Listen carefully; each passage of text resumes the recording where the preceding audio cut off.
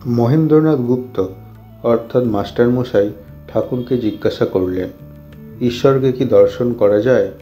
ঠাকুর বললেন, হ্যাঁ, অবশ্যই করা যায়। মাঝে মাঝে নির্জন বাস, তার নাম গুণগান, বস্তু বিচার, এই সব উপায় অবলম্বন করতে হয়। খুব ব্যাকুল হয়ে কাঁদলে তাকে দেখা যায়। মাগ ছেলের জন্য লোকে এক ঘটি কাঁদে, টাকার জন্য লোকে কেঁদে ভাসিয়ে দেয়, কিন্তু ঈশ্বরের জন্য কে কাঁদছে? ডাকার মতো ডাকতে হয়। এই বলে ঠাকুর গান ধরলেন, ডাক দেখি মন ডাকার মতো, কেমন শ্যামা থাকতে পারে, কেমন শ্যামা থাকতে পারে, কেমন কালী থাকতে পারে।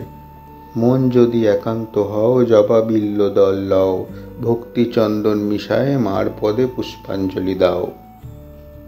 ব্যাকুলতা হলেই অরুণোদয় হয়, তারপরে সূর্য দেখা দেবেন। ব্যাকুলতার পরই ঈশ্বর দর্শন। 3 টান একত্র হলে তবে তিনি দেখা দেন, বিষয়ের বিষয়ের ওপর, মায়ের সন্তানের ওপর, আর সতীর পতির ওপর টান। এই 3 টান যদি কারো একসঙ্গে হয়, সেই টানের জোরে ঈশ্বরকে লাভ করতে পারে। একটাই কথা, ঈশ্বরকে ভালোবাসতে হবে।